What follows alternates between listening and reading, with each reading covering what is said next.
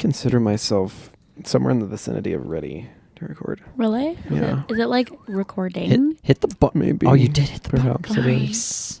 Could be. Here we go. 1, 2, 3, 4. Wee woo, Five. wee woo, wee woo. No. I was referencing a Hobo Johnson song. Anyway, wouldn't know welcome to the Movie Overload podcast, where we will be covering 100 essential films, from A Trip to the Moon to Parasite and everything in between, except for Woody Allen. Fuck him. That is my song that I spent 8 years on. Audio Thank you. only listeners of the pod did not see me grooving just now. Dang. I guess you should really hop on that video feed. YouTube listeners also did not see you grooving. Patreon listeners. They are Did. also audio True. only plebeians. I live for Hunter's grooving. If you were on the Patreon right now, well, you'd have access to right now. one extra ASMR episode probably or something. Hold on, I gotta adjust my microphone because I started the recording without adjusting it properly. That was relatively That noise free. made pretty much no noise. I'm glad you called thought it it was out. gonna be, Chonk. you know, because usually when you rotate microphones, they go. Well, it didn't, so I guess that was That's a my job. miscalculation. Should I add some in for effect? Yeah, please do. Ah! Okay, I'm done. I don't like that, actually. Can you take it back? Yes, in the edit. Oh, okay. I Anyway, like that you edit the podcast. why Now I ha- don't have to think about it. Why have we gathered here today? We've gathered here dearly today beloved. to look through a front door. Whoa. Oh, I don't even do that every day. Apologies. I think maybe I was thinking about the prequel to what we're actually discussing The today. 2020 prequel. Front Door, the prequel to the 1954 movie Back Door. God, that would suck. No, to Rear Window. Oh, I get it Hey, now. I've seen Alfred that. Hitchcock's Rear Window. That was very funny. Whoa. Well done. I think I've seen that movie. I'm really good at doing bits. Yeah, that's true. You're kind of the bit queen. Bitqueen. Whoa. Not Bitcoin. Bitqueen. Don't do Take Bitcoin. notes. I have a Bitcoin's question, a though. scam. Word. What is all y'all's name? As you know, is tradition. We usually ask, "What are your names?" Generally, my name is Hananana. Okay. Hannah for short. I'm traditionally known as Hunter. Okay. Pronouns. Huntero for long. Pronouns? Pronouns. I sexually identify as a teapot, but she, her, Okay. hers. Cool. That's good. See, I can't think of anything witty. That might not also be offensive. He sexually identifies as a candlestick. I am. I just, Yeah, that was true. I just like candles. I just took those from my play when I was Mrs. Potts. And one Oh. of my best friends was Lumiere, and we would walk around and be like, I sexually identify as a teapot. Or as a candlestick. I Just answer you the know, question. I mean, Yeah, I was I asking a was- serious question about your pronouns. But, you know, don't know anything. you don't have pronouns. That's okay. No. We don't all need pronouns. Are you a... I'm a he. I don't. Really? I am a he, him. We have some listeners that are some good he, hims. I think we probably do.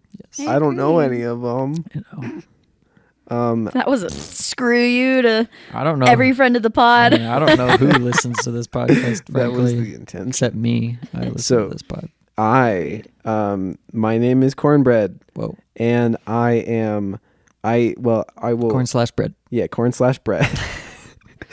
Fuck around and find out. Yeah.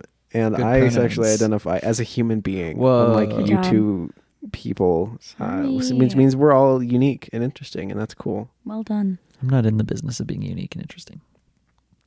That's. I'm in the business of being milquetoast. I guess that's how I am too. Yikes. I mean, I'm literally here being like, just like basic bitch. I have basic bitch film opinions. I like Orson Welles and Akira Kurosawa and Charlie Chaplin and Jean Renoir. Ooh, basic bitch. They're good. Bitch. They're acknowledged as good for a reason. I know. Surprise. But I'm not out here being like, actually, my favorite director is Alfred Hitchcock. Christopher Nolan. Wait, I love Christopher Nolan. It's so Sorry. good. Don't give me shit. I was Okay. just Hannah. realizing it was. Guess what? Yeah, Hannah. it's fine. Hannah, watch Tenet. Oh, I do want to watch Tenet. I'm anxious to hear what you think I also about never watched Interstellar because I think Watch. I had to leave when I'd we watched rather it. watch Tenet again than watch Interstellar again. Damn. I just saw a review past my dash the other day for Tenet, but it was 2 stars, and it was like he's finally understood who he is now, and I don't Yeah. have enough thoughts because I've only ever really seen Inception and The Prestige and the Dark Knight trilogy. Yeah, I don't know. Agreed, same. My favorite take, honestly, at this point for Tenet is just being like, it's really, really dumb Oh, and stupid, but it's still fun to watch. Right. Okay. That's how cool. rude. You know, like it's And not, it's still better than it's Interstellar. literally doing nothing narratively, like not a single thing. That's not the point. But like it just is him leaning really hard into just Nolan shenanigans, Yeah. and that's, Gimmicks. you know, and that's to some extent okay. In Gimmick my filmmaking opinion, is valid. he like peaked with Inception. I just Yeah. cannot think of a concept for a film that's better than that with that It's pretty cast. great. Like It's pretty fun. so good. I had a Yeah. fun time with it. I also It's good. love like weird trippy films like Shutter Island that y'all won't watch. I'm which is going Scorsese. to. That's so Sorry. I love it. Okay, no, this is why this podcast is good. This is my statement, because I'm out here being like Tokyo Story and you guys are like, doesn't work for me. I know it works for a lot of people though. And you out here being like Inception and I'm like, doesn't work for me. I know it works for a lot of people, right? It's good. I like it. Variety, diversity. It's variety and Hooray. diversity, but always, at least on each film, at least one of us is giving a good take. You know what I mean? You have a True. good take on Inception, and I don't, Here we are. because I don't know if we it's can be generally friends anymore. accepted to be quite good, and I just think it's fine. I've shifted closer to that side of things as time has gone on. With Inception? Yeah, but that's the thing, is that you're in the middle of these two polarities, right? Because you're like a little bit more into it, but not quite as much. And same to be said for things like Seven Samurai and Tokyo Story, where you're like a little more for it. Yeah. So what I'm guess saying so. is it's good. We got it all. Just a But centrist. you know what? That makes you the centrist. That makes you kind of the everyman of the podcast. I didn't know I was Not losing a always. brother today. Hey, okay, I thought I couldn't remember if you had been around for any of those conversations, but basically when we watched Inception in the theater, I mean, we're gonna have an episode on Inception eventually, you know, in like a year, but like it was just like, you know, it was the first time I'd watched it in years, and I could just tell watching it that my taste had changed and just kind of evolved. And watching it, I was like, this is still like good and fun, and like this is appealing, and I get why young me thought this was like the greatest thing of all time, is the and I greatest still like it, but it's not the like top tier movie to me now that it was when I watched it when I was like 13. Sure. I'm upset and I'm hurt, but I'll forgive you I mean, eventually. I don't know. My only reasoning is like I am. I'll own up to the fact that I'm not really majorly into action in general and action movies and stuff. Like I You think will it can not be like cool. Tenet It's probably not going to be my because thing. that's the only thing that It's that not movie's that I doing. actively dislike it. It's just that is not going to get me engaged in a film. I need to be emotionally engaged, and my taste has changed, right? Because like Yeah. in 2017 or earlier, if you showed me Inception, I'd be like, whoa. Yeah. And Baby Driver came out, and I was like, whoa.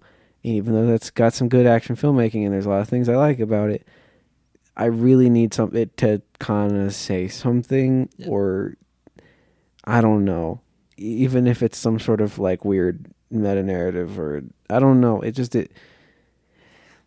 I don't think you can sell Yeah. me on a gimmick like. You're a gimmick. I know I am. I'm a different kind of gimmick. Valid. But I don't know. I want to be able to be more interested and engaged in that kind of filmmaking because it clearly has value to a lot of people, and is something that like a lot of people really enjoy. And I don't like feeling like I'm on the outside of that. It's okay. But I don't know. I just kind of was like, oh yeah, I don't know, humanism and naturalism Yeah. and Terrence Malick, and then I fell out of it. I think Nolan is just kind of a curiosity more than anything. And it's really cool that you can do the kinds of things that he does. Yeah. Like when I think of Inception, the only thing I think of is like the room spinning and how they filmed that, and like that being it's really incredible. I still think he does things that no one else is doing, and he's like, he kind of feels like maybe the only person that they will let do those things. Right. Well, there's the only person they'll And spend the like, money on. Yeah, like I respect that, and that's pretty cool, and I like that he can do those things. Yeah, like, I'm glad that kind of thing exists, because it's definitely I think it's had a positive impact in some ways. Yeah. But it didn't mean that I remember the names of the characters. Oh yeah, no. Or something. Definitely. You know. LOL. Anyway. This is not the Inception podcast. Oh yeah. Bring this back around. Oh hell This yeah. is the Let's talk about podcast. someone who's maybe a little bit more in the vein of, say, Nolan than Kurosawa, in the sense of a little bit more about the thrills. Yes. The thrills. A little less about the chills. Let's talk about Rear Window, everybody. Note and Ahem. maybe one kills. And some kills. Womp womp. That's true. Okay, let's do it. Yo, my homies. What you got for me? Whoa. I do abstract and then plot, right? Wow. You can do whatever In a you minute. want. Hi, You're here's like my abstract. 21. You can do It's the short. It's to conclusion the point. first. And that is the movie. Thank you for listening. What sources Goodbye. did you use on this? Experimental. I don't want to talk about it. Okay. Rear Window is a 1954 American mystery thriller film directed by Alfred Hitchcock and written by John Michael Hayes, based on Cornell Woolrich's. Remember for Cornwell Ulrich. I saw the W in Woolrich and I got excited. His name is so interesting. Cornell Woolrich's So good. 1942 short story called It Had to Be Murder, which I read in one of my English classes. Go me. Nice. For being a nerd. Nice. Going to college, huh? Originally released by Paramount Pictures, the film stars James Stewart and Grace Kelly. The film is considered by many filmgoers, critics, and scholars to be one of Hitchcock's best and one of the greatest films ever made. It received 4 Academy Award nominations. Bonkers. But no Academy Awards. No Academy. I don't think it won The any of Academy them. is The not fuck? really a good way to find what actually was the best thing at I a time. know. It like never is. Like all of the films we talk about are like, it got 1 nomination. It's apparently the best film ever made. Anyway, Wah, wah. that's my rant. Yikes. Frick you, Academy. Yikes. Yes. Yes.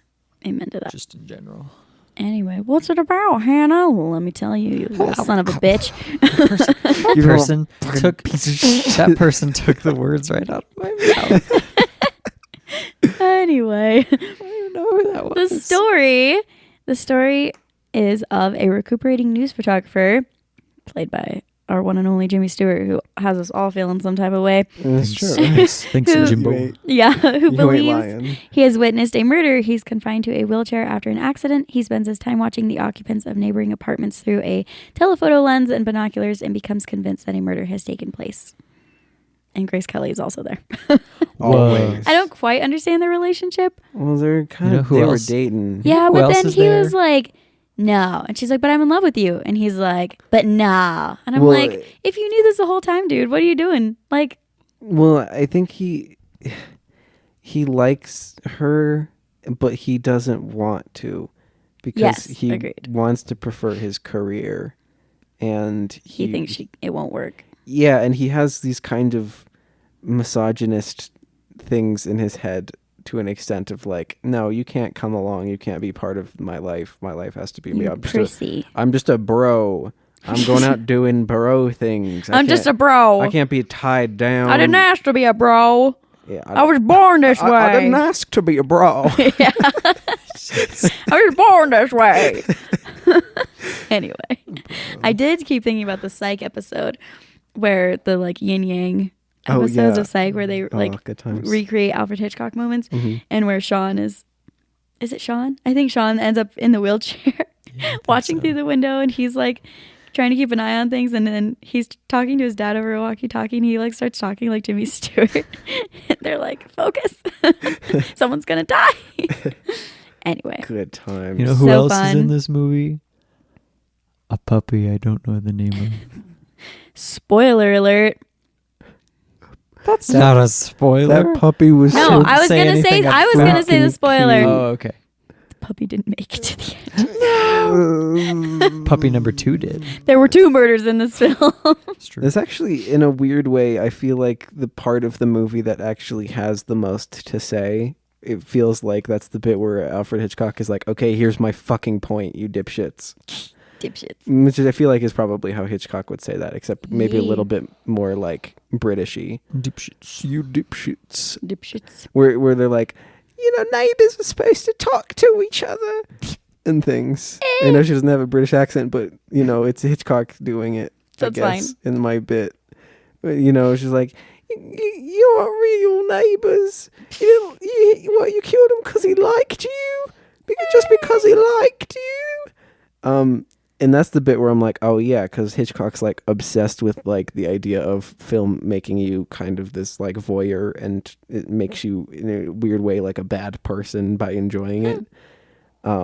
And here he's like looking at you and he's being like, look at the way society is. We're out here watching the films, being creepy voyeurs and not giving a shit about the person next to us. Fuck you. I did read a lot about fuck the modern voyeurism. society. Voyeurism and scopophilia is what it's called. Oh. What if we made a movie about that? That's why it is Minority so interesting. Report. Let me talk about. Let's jump to that part of the report. Now 'cause- that This is movie's like, what is about? the first movie that comes to my head? It doesn't have to do with anything, but it's just a movie that I can. It's like it's I'm like sorry. maybe adjacent. I'm sorry, we're derailing. That's not what that What You was guys- your thing? I'll actually just jump into the voyeurism because that's super interesting, Do and it. I had quite a bit on that. Okay.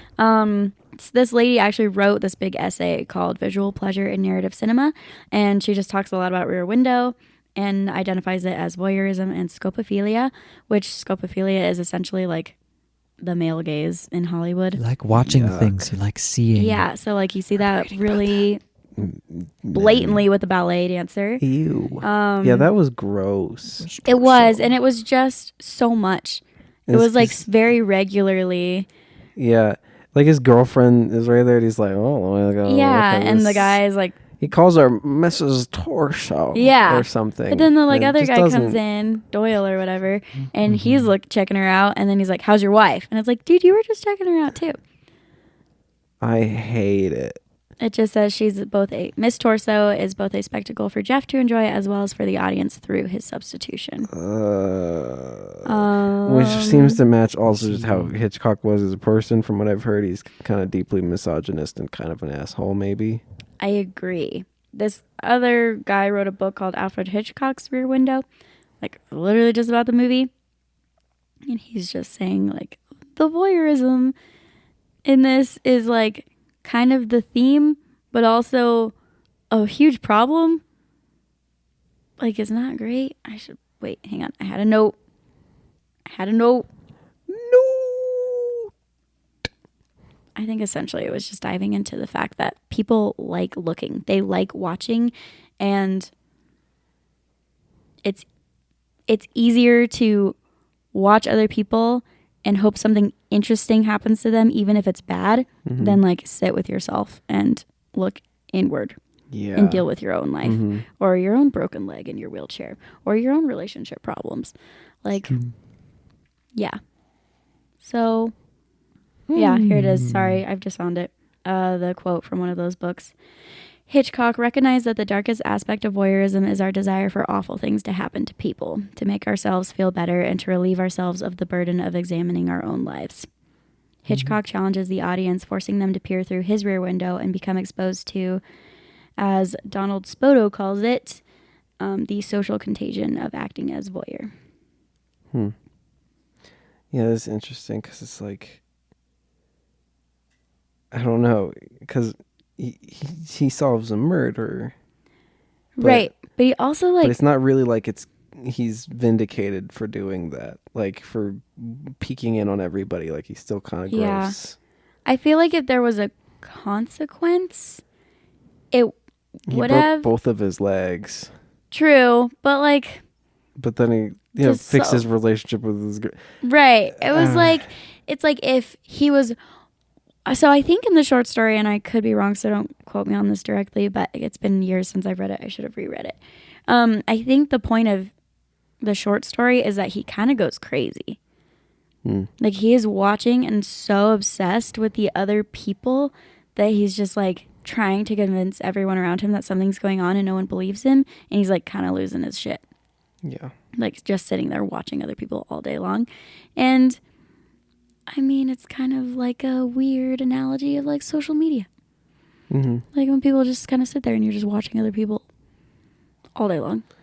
Yeah, Like, it's not really great for your brain. Yeah. So they were saying, like, the books about the movie were just saying, oh, there's a consequence of, like, when Lisa sneaks into the apartment. If something did happen to her, or if she was hurt or fell or something, then, like, how the voyeurism has negative consequences. But it kind of didn't. It was kind of just like, yep, he's right. Well, Good thing he was there. He was right, but it also, like, all it did was mean that guy got caught. It didn't prevent anything from happening. True. And it didn't seem like he was, like, trying to kill again, as far as it wasn't like he's some mass murderer. Except for the dog. He did do the dog in. Upset about that. That's true. But it you know, it was like this, like, really shitty thing that this guy did that, like, he should have been caught for and whatever. All right. But it arguably did more damage than good. I don't know. It didn't. True. It didn't feel like it just ultimately was good. You know what I mean? Yeah, I guess it wasn't. I think it just felt framed as a happy ending. Yeah, because it was being all Hollywood. It's pretty Yeah. simple. It's being all Jimmy Stewart movie Says stuff. Robin Wood puts in his 1989 book, The Indulging of Morbid Curiosity and the Consequences of That Indulgence. The evolution, or Jeff's positive evolution, understandably, would be impossible without that voyeurism.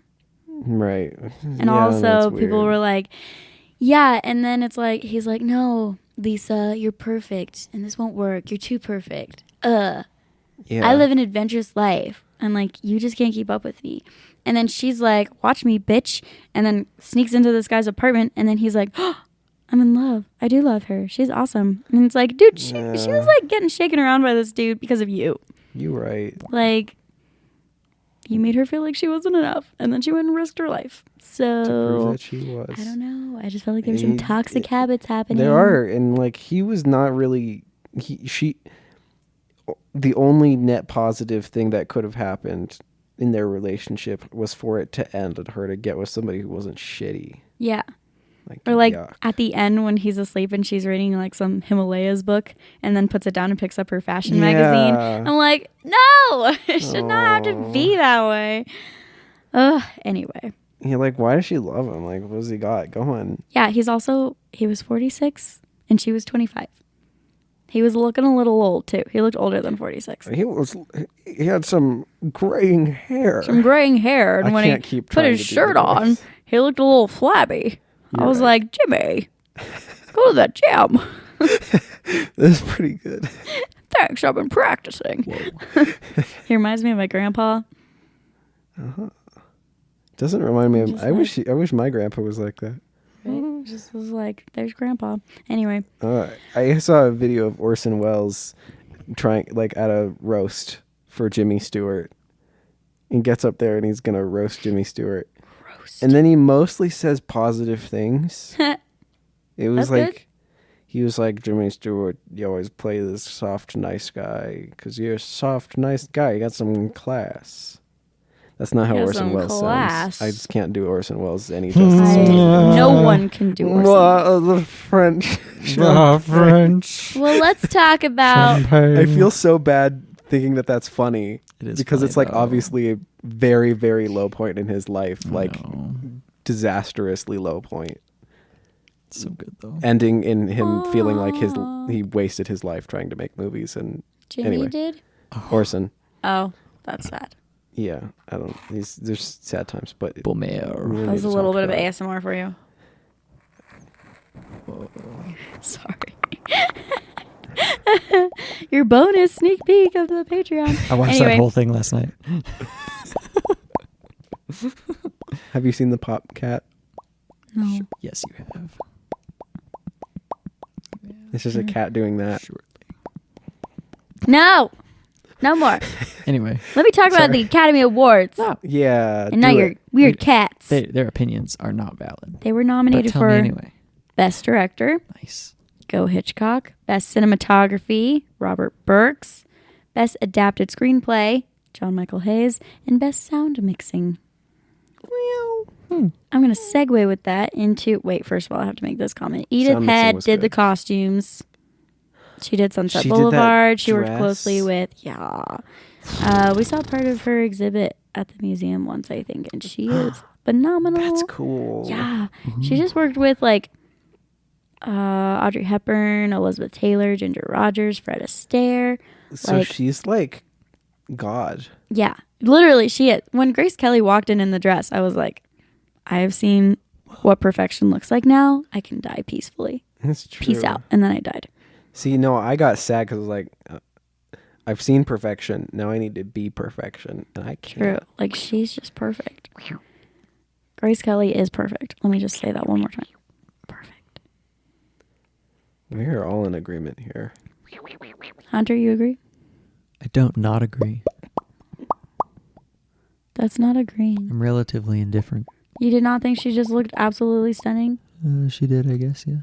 How do you not? I cannot think of a more perfect, like, face Like, structure. Can you not Yeah. be pleased? Build. That's fair. Like, I her guess. dress I'm sorry. Can I get a little more enthusiasm from you? for Grace Kelly. No. I just don't. I'm sorry. It's fine. It's fine. To each their own. That's I okay. am That's why people I am have different passionate types. about few things, and she is not one of them. She was good, though. She was good. I'm not talking about like her acting or if you think she's hot. I'm like, she just look at her. Look at her glowing. Do you understand presence. the objective perfection that we're talking about here? Yeah, I think so. Yeah. Okay. Okay. Carry on. Anyway, let's talk about the studio. This was all filmed entirely at Paramount Studios. I'm going to read this part because this was very fun, which included an enormous indoor set to replicate a Greenwich Village courtyard, which was based off an actual place in New York. Set designers Hal Pereira and Joseph McMillan Johnson. I forgot to practice names. Anyway, it doesn't matter. That's good. Spent 6 weeks building the extremely detailed and complex set, which ended up being the largest of its kind at Paramount. One of the unique features of the set was its massive drainage system constructed to accommodate the rain sequence in the film. They also built the set around a highly nuanced lighting system, which was able to create natural-looking lighting effects for both the day and night scenes. That's a lot of work when, I mean, maybe it would have been more expensive to get it to look real, like to actually just do it in a real Greenwich apartment place. But Yeah. like, I don't think they would have had the visuals that they did with a handcrafted yeah, courtyard. Because it's like, here's all the open windows and we need to be able to pan the camera from this side to this side. And then up here, like, has to flow and have very clear openings. It was very impressive, but it also did clearly look like a set. It So did. it's like it had this trade-off of being Yeah. like really cool what they're able to do, but also not being quite as I agree. immersive, which I don't know if that's even the point. Like, film doesn't have to be immersive to function, but like In a weird way, I felt like it added to like a short story feel. I don't know if that makes sense to your brain. It does to mine. But I just feel like the world was so small. Yeah. I don't know. It just fit. It fit very well. Yeah. But anyway, they also said that they put in meticulous care and detail into the just the sets out. Wow, words are Exterior? so hard. Yes, just like what it looked like, the spacing of everything, and then to sounds, including the use of natural sounds and music. That's my favorite part about the movie, actually. So they used a lot of really popular songs that would like float into his apartment. So people would be like, oh, that's Bing Crosby, that's Nat King Cole. There was a guy who did like the music for the film, but he really only had score at the opening and closing. So right. that's why I think they got nominated for like sound mixing and not music. It's really cool the way that it does, like, just it's very obviously ambient noise that's like floating into the apartment. Yeah. Like, that's Like you're sitting by an open window and it's summer and that's what I think makes it function yeah, it worked very well. as nicely as it does. So that's fun. And that piano guy was cool. Oh, that's what I was going to talk about. Thank you for saying that. I loved the little bits they added. Like, yes, it was a small world, but they added lots of worlds within the world. Yes. I appreciate that. I have a thing about that, actually. Go. So I'm in a Shakespeare class. Good job. I'll own up to the fact that I'm also a nerd. I'm in a college. You are? Not just an English class. Oh my God. Yeah, it's a whack class. And as we're reading it, basically there was this idea around Shakespeare's time of the dramatic unities. I don't know if you've heard of that. But it was like Aristotle's idea that then Castelvetro like kind of helped popularize. And this was like the standard in the time for plays. Was dramatic unity, which is to say like one main character in one location and one period of time, you know, like it's one setting. Yeah. And Shakespeare was like, no, fuck that. How about No, I expand it. Yeah. And I have subplots and I have all these other things that tie thematically Yes. to the film, or to the main plot, and comment on, have like our commentary on like the main characters and whatever. And that was something that was like somewhat revolutionary in his time, but then that kind of became the standard. And I feel like what's interesting about this movie is that it has some of the elements of a dramatic unity. It's like one time, one place, one main character, one location, all of this other stuff. But at the same time, it has subplots just in like being like seeing what's going on, like with the couple that gets married and then they start fighting and all this other stuff, and the piano guy and all these things that like maybe have something to say that like could contribute to the overall plot, but are separate. Yeah. But without it meaning that the setting has changed and the main character has changed and stuff. Right. Which is crazy. It's kind of cool he's doing both. Yeah. I agree. I think it added a lot of depth and life and color. It keeps it like constantly interesting, because even if you're like bored just sitting there in the apartment, it's interesting what that person's doing over there. There's like that kind of feeling like, of and that people he's keeping are himself interesting. entertained. It's making you entertained in the same way, and Yeah. it goes back into the voyeuristic thing. Right. Yeah, exactly. It's like, I want to see what's happening in these people's lives, even though it's very simple. Someone just got married, now they're bickering. I'd be like, okay. But then I'm seeing it happen and I'm like, what a bit. Or like the dog getting lowered in the basket and then sleeping out on the balcony. Yeah, on the balcony. The suicide stuff with that lady, like that was rough. That was intense. Like, and that's like a look like that. It was like with her getting that look like you really shouldn't be having. It was like, oh, it's like almost uncomfortable to watch her contemplating this while he just sits there. Yeah. And doesn't do anything. Yeah. Yeah. It's that Modest Mouse song.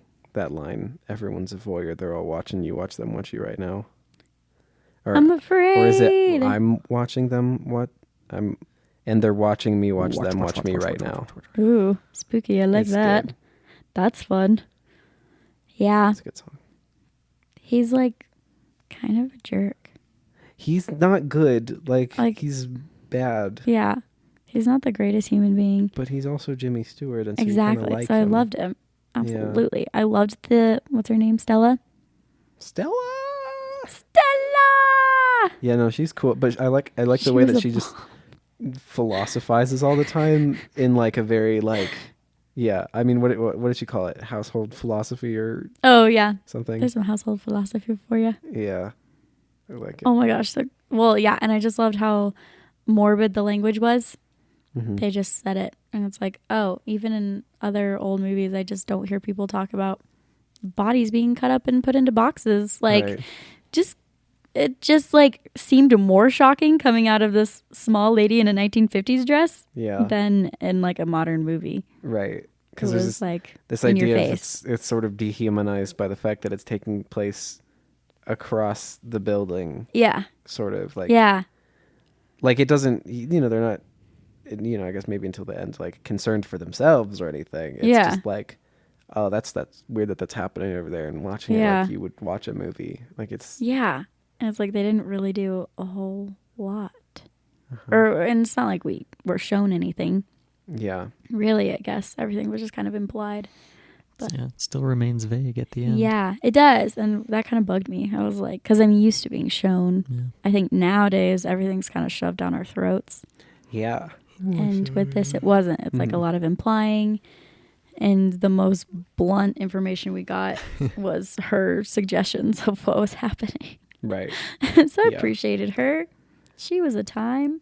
We're going to, when we get to Blade Runner, we're going to talk about, like, that's kind of my spiel that I go into with Blade Runner, is the way that audiences have more and more become trained to, like, expect things to be given to them in a certain way. Yes. Spoon-fed. Very little vagueness going on at all. It all has to be very clearly laid out. And that Blade Runner doesn't do that. And they tried to make it do that, and it made it not work. Yeah. I think I probably said that. I still want to watch that version. I want to as well, and I probably will when we do the report. But like, but yeah, it's weird because it comes around. Like, the version of the movie that's good is the one that doesn't spoon feed you. But then a lot of people watch that and are like, I don't know. It was I didn't care. It was whatever. It's fine. And it's like, like, we are so heavily. It just makes me think, like, we're so heavily set in what we've been conditioned to be set in, that there's so much enjoyment of, and there's so much information that's lost by the fact that we have been trained to not seek it out as much, and to not want to seek it out as well, because it's not fun sometimes, Yeah. And it's like I don't know what the balance is between, like, enjoying the thing that's fun and training oneself to seek out something more when it's not fun. And at the end of the day, aren't movies supposed to be entertaining? So, like, I don't know. Maybe it's just that times change, and then something loses relevance because audiences change, and maybe that's fine, but maybe there's also something to, like, fight back against. And isn't that the point of the podcast? I guess. I could get into that. Some of those things are just elements that can be done poorly or well also. Yeah. I think you're right. You have a point about media, because it's like, in psychology, there's EQ, or there's IQ, intelligent quotient, and then EQ, which is your emotional intelligence, and then there's CQ, which is the curiosity quotient. And, like, I know people personally who have really high CQ, and they just learn, and they're seeking out information all the time, and they actually don't like being on things like TikTok or social media or watching certain movies, because it's just given to you in 60 seconds. And it's like, I don't know if this is what you're saying, but my brain just started running with it. Yeah. But yeah, I think, like, this one was interesting because it was like, oh, I'm, like, being given the hints and I'm being shown things, and he's, like, sure about himself, but I questioned him. Like, it's just more interesting to have the curiosity drawn out, like, anticipation and wanting to know more is better for your brain and more engaging than just here. Have it spoon fed to you all day, every day, and quickly. Which is kind of my case for why I like long movies and why I like things like Tokyo Story. Not to go back to Tokyo Story yet again. But it's this, like, I don't know. I am not, like, I'm not on social media all the time. Yeah. And I spend all of my time, generally all my free time, digging into a specific topic that I happen to be very engaged in at the time. And that comes to, like, the detraction of being able to even keep up with what other people are doing on social media. And sometimes I don't talk to people for several days, whatever. Yeah. But, like, that's why I thought Tokyo Story was fun, is because, like, there's a long amount of time. There's, like, this stretch of time in which not too much is happening, but I know that there is an intention with it. I know that this movie is considered the best movie ever made, and I know that Ozu is known for his, like, naturalistic whatever. Yeah. And I have these small bits of information that lead me to, presume that there is a point. And then I take all of my energy and focus and curiosity into finding that in the movie. And that brings me through the length of the movie, because I'm trying to get everything out of it that I can. And so I have all this time to do that, essentially. So your CQ is higher than my CQ, because I just don't care after a certain point. Yeah, that's fair. Which is, like, my issue. I don't know. Like, but I guess I wouldn't know, because you're the psych major. But Is CQ something that is like innate, or is it something that is like learned? Trained, yeah. Because I never had much time on social media to begin with. I just didn't ever really get into it. You know, like I wonder if there are just factors about, you know, the way that I've existed that have led to that growing rather than the way that I naturally am. I think it's both. It's kind of like that nature versus nurture argument. And it's like certain people grow up and are born with this very natural, like psychologists will try to predict kids' future IQ scores by how they act when they're toddlers. Right. And they can. They're usually very accurate. Like their temperament predicts how they will be. So I think you are born with a certain level of it, but psychologists like 100 years ago would say, no, you can't change your IQ, you can't change your EQ, all this stuff. And now psychologists are like, you can very much change these things just depending on how you, like the brain's very flexible. Neuroplasticity means you can adapt and change different things. So it's probably just harder. Like yours is probably more natural. So it's like, and I know a couple other people who have a really high CQ and I think they were just raised with like really no phones, no TV time at all. Like they were just always bored in the evenings, so they just had to learn skills. So they play a bunch of instruments and they love reading and they love being active. And it's like, because they had to fill their time with active things. So they just learned to love learning, and now they don't want the spoon-fed entertainment. Right. So I think it's both, if that kind of answers your question. That makes sense. Yeah. I think it's very much both. I would like to improve mine because I can see where it's lacking. Yeah. I mean, I don't know. It's an interesting thought. I'd never heard of CQ actually before. I definitely knew IQ and EQ and whatever, but yeah, like growing up as kids, like my sister and I are both, you know, we're pretty similar as far as like, you know, academically we do well or whatever. But I remember hearing the story that my parents thought there was something wrong with me because where my sister would go from like toy to toy and was constantly kind of moving around and doing different stuff as a kid, I would like, I guess, kind of stay there with like one puzzle toy for like 2 hours, just figuring it out. I got it. Yeah, and they thought I had mental problems and they were trying to oh my gosh, fix me or something. And you never. But I guess changed. maybe it's innate. I guess I didn't. No, like I remember. Yeah, like just times of being a kid and being like, oh my gosh, it's only 7 p.m. Hell yeah. I've got like 4 hours before I go to bed in which I can do all of this thing. Yay! And yeah, I don't know, stuff like that. Yeah. But it's also made it hard because like video games, I can't do video games very well because it's such a like it's interactive, but it's just the experience that's crafted in a very specific way. That's the repetition of the same thing, and it feels like there's not anything generally for me to get out of it other than doing it. Yeah. And that just doesn't hold my interest ever. Yeah. In the same way. So it's got different things for different people. Yeah, definitely. Yeah. I think so too. I just watched a TED Talk a while ago about how we're robbing ourselves of our own boredom and how crucial. I'm totally on a tangent right now, but it's not about Rear Window. Just how crucial it is, and with smartphones especially, every time we have a minute, like, or 30 seconds, we just grab our phones, or you're sitting on the bus or in your room and you don't know what to do. It's like you just grab your phone to check it, or you end up on social media or texting someone, and it's like, if you don't just sit there and be bored's a bad sounding word, but it's like, if you don't just let your brain be quiet for a second, you'll never know who you are or what you want to be, like what you even want to learn or what interests you, because you're just drowning out that space where the brain usually processes that. Yeah. No, that's interesting. Yeah. Hunter, thoughts? No thoughts, head empty. He's meditating. He is embracing his boredom. What? No. I'm saying you're like, who am I don't know.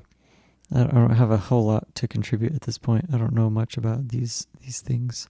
I'm just a nerd. I've heard some, at least small bits about the boredom argument, and I think that is generally true. And I definitely wonder about that for myself, because I feel like I've not let myself be bored historically very much, and I wonder if I can attribute some of my problems to that.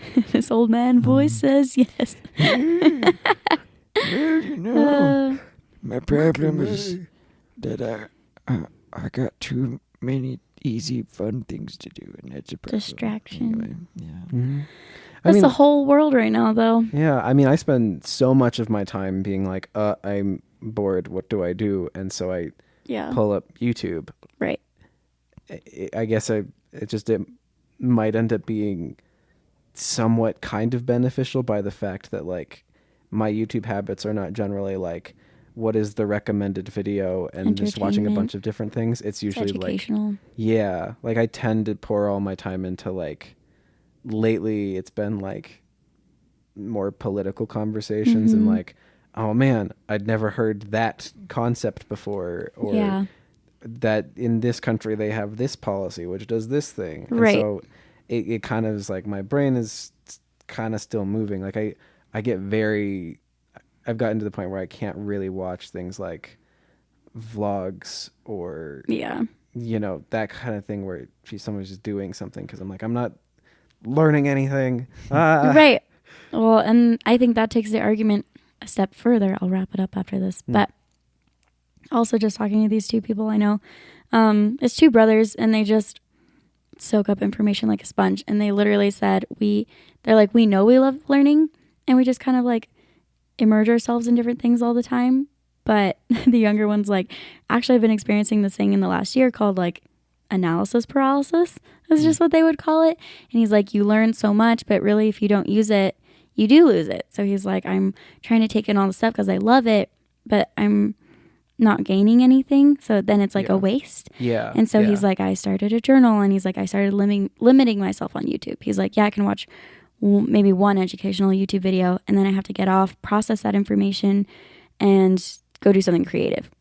Or something like use the educational material you're taking in to inspire yourself to go make something of your own. Yeah. And he started a journal for all the books he's reading and docs he watches or whatever. And he'll like make a short entry of like information he learns, and then he turns it into to-dos. So he's like just finding some way to apply whatever he's learning and apply it to his life so he doesn't lose it. That's interesting. And I was like, look at these people go. Yeah. What am I doing with my life?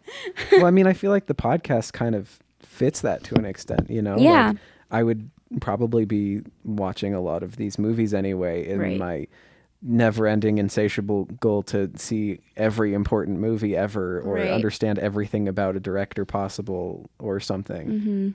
But it's heck of a lot more interesting when the three of us are able to come around here and write about it and then talk about it and turn it into something creative, you know? It makes it feel like it's worth it. Yeah. Yeah. I agree. There's my tangent. That's good. I like it. Psychology. Thank you very much. That was very interesting, honestly. Yeah, probably more interesting. There really wasn't a whole lot of information on Rear Window. Like, people liked it. People liked it. It had a budget of $1 million. It made $5.3 million in the box office. Dang. That's actually, during its run. Yeah. Pretty good. This is a movie happened. People just liked it. They were just like, yeah, it's tense and exciting. There's a build up to the punch, and it's well done, and deception and amusing and blah, blah, blah. It's interesting, though, because it, like... People just liked it. Doesn't sound like it's leading much to, like... Like, I guess there's some talk about what the film is doing as far as making you a voyeur, but it's not like people are reading it in some sort of moralistic way either, right? Like, people aren't like taking a lesson from it. They're being thrilled by it. And that almost in and of itself is very interesting, and reminds me of that thing that, despite people saying Tomorrowland isn't good, and that probably being true, is something that I go back to a lot. Yeah. Because there's that bit where the like, it was probably my last tangent, but I think it relates. But there's this bit at the end of the movie, right, where they're like, you know, we were worried about the world going to this dystopia, and so we made movies. We did all this other stuff to like, this is where things could go. This is what's bad. This is what what could happen. And people just started eating it up, and they liked it. Right. And that's all they cared about. And so nothing was done about it. People were just interested in it. Right. It feels like that same way. Like, sometimes you deliver a message of like, this is a problem. And then Yeah. people are like, "Ooh, that's cool." I love and you're that. like, "Are you gonna think about it?" And they're like, "That's fun." And I'm like, okay. People love that. That's what sells. Right. People want to see what they can't see.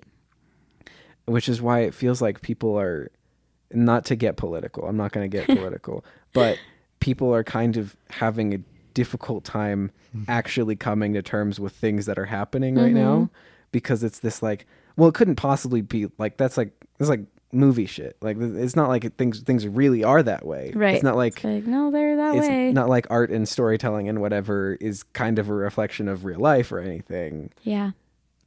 And that's why we can connect to it. It's not even possible for things to be this way. And so people are just having this massive, like, what is the word for that? This like cognitive dissonance over like, but no, Yeah, they can't accept. And yeah, then the it's this like realities. weird, it's not, what's happening isn't what's happening. Yeah. Somehow, And then even it's though just it tension is. in everybody. Yeah. A mental tension. Yeah. Yeah. Yes. That's really interesting. Yeah. Well, we were just talking about that because I make these social media videos now, and we made one and got to talk to the guy who tests them out and sees if they're good enough to post or whatever. And he's like, you guys are doing great, like making these videos. They're like staged. They're supposed to look real.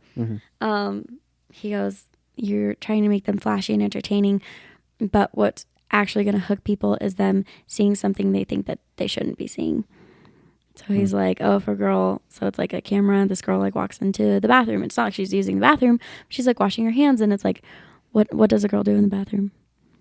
It's like, is she actually arguing on the phone? Which is what we try to do, something entertaining and like, oh, they'll want to listen in. It's like, no, what's this girl doing? Like, does that make sense? Like, people want to see what's behind the closed door. Get more gross. More people like. Yeah, people. More money. Yeah, people just want to know what they actually do. Yeah.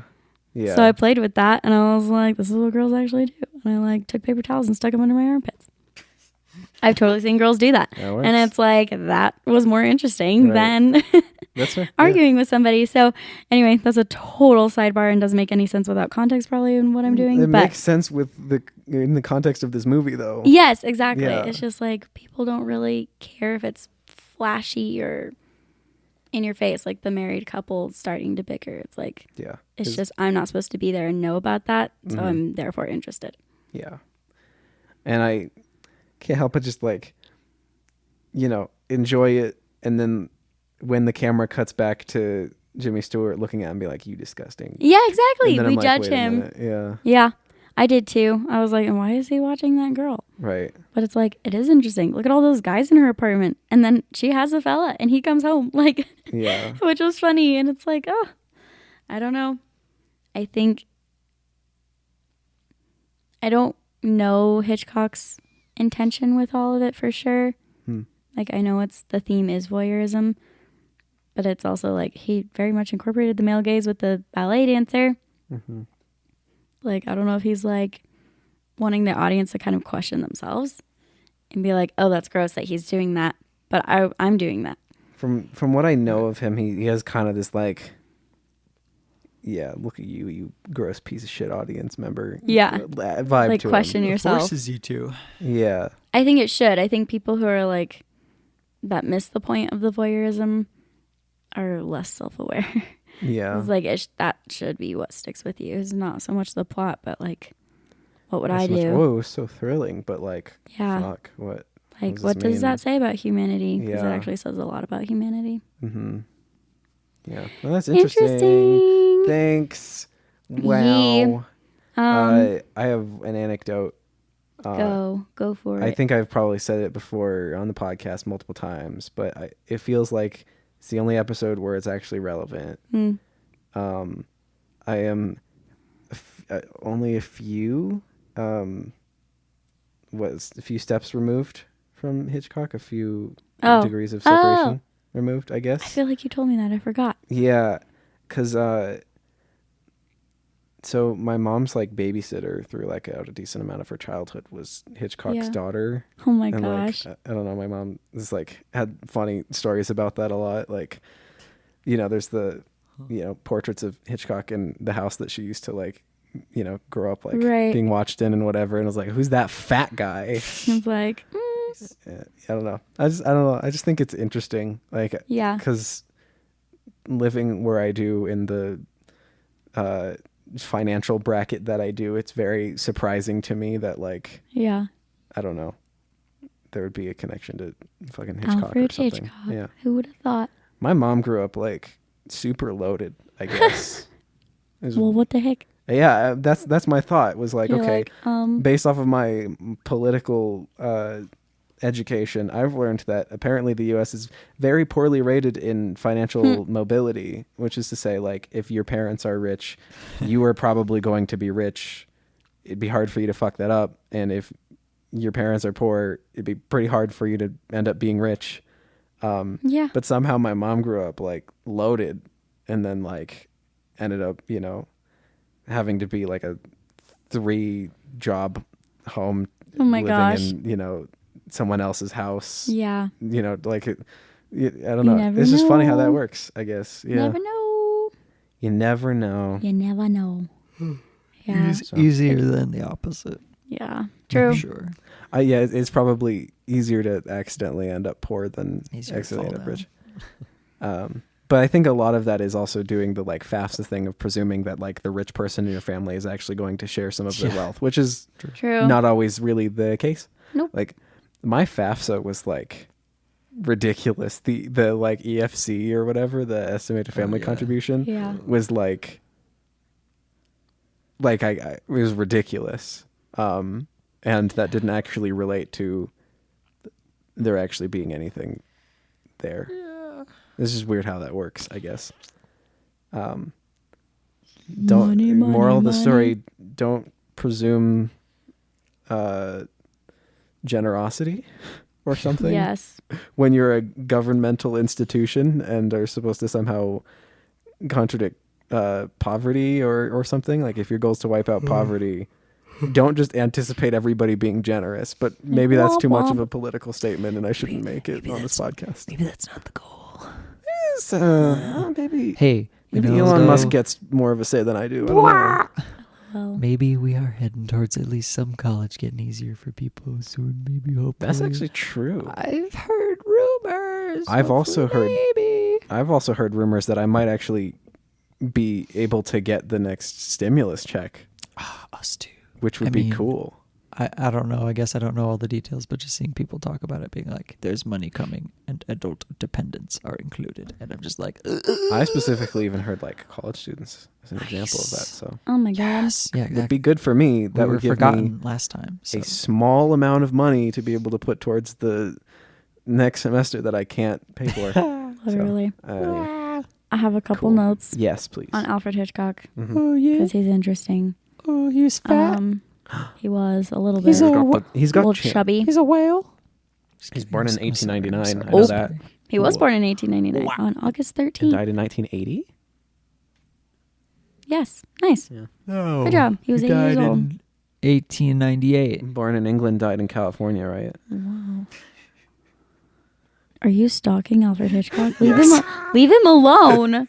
God. I stalk all the film daddies. Who was he married to? all the big ones? I don't Did he know. have kids? He had. Well, obviously, he had a daughter. What was her name? My mom's babysitter, Mrs. My mom's babysitter. Patricia Hitchcock? Yeah. I'll Oh my be- gosh. That actually. Yeah. Okay. I'll be yeah. looking her up later. Patricia Hitchcock. She old now. All right. Just about his style. People just talk about how he was really focused on using the camera movement to mimic a person's gaze, thereby turning viewers into voyeurs and framing shots to maximize anxiety. I just really liked the flashbulb shots. Oh When he would do it to the guy's eyes, and then they'd have the orange. Like that was pretty great, just for the time. Like an ambitious. I don't know. Yeah, You just didn't see a it's lot fun. of people doing that. It's fun. That people just wrote about his style and said, in the progression from shot to shot, a Hitchcock film is an organism with the whole implied in every detail and every detail related to the whole. Like, he made sure everything tied into each other. Mm-hmm. And then he had Rear Window in 1954, Vertigo in 58, North by Northwest 59, Psycho in 1960. And he got Best Director nominations. He had 46 Oscar nominations and 6 wins. Jeez. And then in 2012, Vertigo replaced Orson Welles' Citizen Kane as the British Film Institute's greatest film ever made. Which makes me a little salty, Which maybe. is based on its worldwide poll of hundreds of film critics. Right. That's, So, the trend Not has Rear changed. Window, Vertigo. Yeah. Yeah. Which I do like Vertigo. Right. The reason I think Rear Window ended up on this list is, one, because I love it. Two, because anecdotally, like the people I happen to know also tend to talk about it more than Vertigo. Yeah. But also on Letterboxd, it's higher rated. Interesting. Which for some reason I go to over Sight and Sound or something. Yeah. But Well, good that times. is like pretty much the report. He's got a silhouette. Yep. He It looks like a is- stereotypical British butler. He does. Alfred. What if the butler was He's literally your boss? Alfred. And was Not my cussing at you boss. on set Wow, and calling you a bitch. I'm You scared. little bitch. He's You a little time. I bitch. mean, he is what he is. He He is what he is. definitely had favorite actors. Mm-hmm. Cary Grant, Jimmy Stewart, Grace Kelly, Doris Day.